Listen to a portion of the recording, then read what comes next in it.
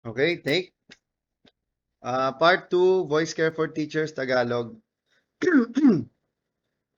Game. 1, 2, 3, 4. Tip number 5. Itama ang iyong paghinga. Hindi ka pwedeng magsalita nang hindi ka humihinga. Kasabay ng kakulangan natin sa exercise dahil sa modernong pamumuhay, naging mababaw na rin ang ating paghinga. Kapag mababaw ang paghinga, walang power ang paglabas ng boses. Kaya napopwersa ang ating lalamunan. Paano mo malalaman na mababaw ang iyong paghinga? Kung sa iyong paghinga ay gumagalaw ang iyong balikat. Ang tamang paghinga ng malalim at napupuno ng hangin ng mali. Take two. Start tayo dun sa take two sa ano. Paano malalaman? Okay. Paano mo malalaman na mababaw ang iyong paghinga? Kung sa iyong paghinga ay gumagalaw ang iyong balikat, ang tamang paghinga ng malalim at hindi ko paghinga ng malalim at Okay, last na. Take 3. From the top tayo. Okay lang, isa pa. Okay, take 3.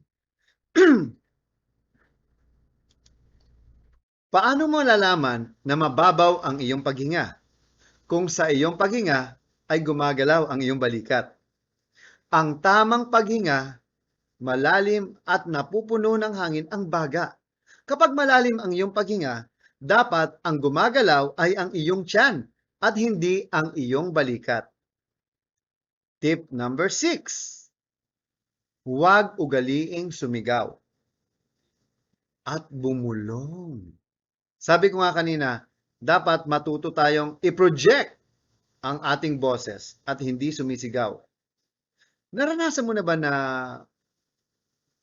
yung pagsigaw o naranasan mo na bang sumigaw? Halimbawa, sa isang concert o laro ng basketball at naramdaman mong masakit ang lalamunan mo.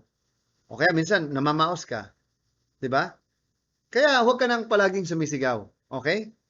Ibig sabihin, dapat laging bumulong? Hindi rin. Sa katunayan, ang epekto ng pagbulong sa ating vocal folds ay katulad lamang ng epekto ng pagsigaw. Subukan mong hawakan ang iyong lalamunan habang ikaw ay bumubulong. Hello, hello. Yan, nararamdaman mo bang sumikip yung lalamunan mo?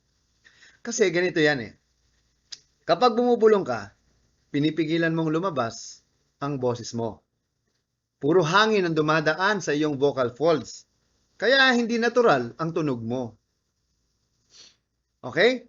Tip number 7. Mag-warm up ng boses. Ang vocal folds ay muscle din at kailangan din niya ng warm up bago ka sumabak sa matinding paggamit nito. Katulad ng recording session o dubbing o public speaking o teaching, yan. Anong warm up ang kailangan gawin? Sa aking mga workshop, tinuturo ko ang 3 sets ng warm up na kailangan gawin. Relaxation, breathing, at vocalization. Sabi ko nga kanina, kailangang itama ang posture at ang paghinga. Kaya, importante, kasama yun sa iyong warm-up. Meron akong kumpletong set ng warm-up sa website ng Voice Care Philippines, ha? O, www.voicecarephilippines. Hanapin mo na lang ang mga resources doon. Makikita mo. Tip number 8. Magmumog ng maligamgam na tubig na may asin. Ang saltwater gargle ay isa sa mga bagay na ginagawa ko araw-araw na nakakatulong sa aking boses. Sa iyong paggising at bago matulog sa gabi, maglagay ng maligamgam na tubig sa isang baso at ihalo ang isang kutsaritang asin. Imumog ito ng 1 minuto. Ang asin ay isang nakakatulong magtanggal ng mucus sa ating lalamunan na siyang nakakapigil sa maayos na paglabas ng boses mula sa ating vocal folds. Ang proseso ng pagmumumog ay nagsisilbing exercise sa ating vocal folds. Tip number 9. Umiwas sa mga pollutants hanggat maaari ay iwasang ma-expose sa alikabok, usok, pollen at mga kemikal. Ang mga pollutants na ito ay nakakairita sa ating baga at lalamunan. Tip number 10. Magpatingin sa doktor kung hindi gumagaling ang iyong ubo, pagkapaos o sakit ng lalamunan. Iba-iba tayo ng threshold pagdating sa pagkakaroon ng sakit sa lalamunan o problema sa boses. Pero ganun pa man, mainam na magpatingin sa doktor kung ang sakit mo ay ubot, sipon, allergy, sakit sa lalamunan o pagkapaos, parang ganon. At hindi pa rin gumagaling yan pagkalipas ng 2 linggo, baka kasi kailangan mo nang ipasilip ang iyong lalamunan kung merong malalang problema na hindi madadaan sa pahinga lang. Alam nyo, ang variety ng boses, formula sa paggawa ng character voice yan. At ang wastong pag-aalaga ng boses, ang iyong dapat matutunan at i-apply para patuloy na ma-develop ang boses mo bilang voice artist o teacher broadcaster. Sa mga susunod na buwan ay ilalabas ko rin ang aking libro, ang Voice Acting 101. Bibigyan ko kayo ng kopya nun, ha?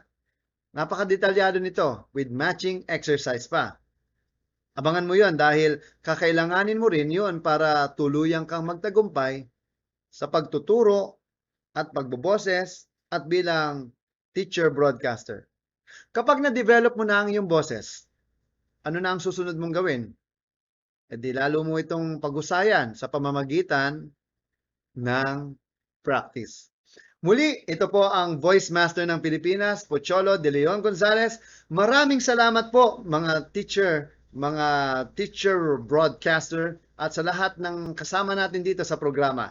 Once again, thank you very much. Mabuhay kayong lahat. God bless you all. Okay,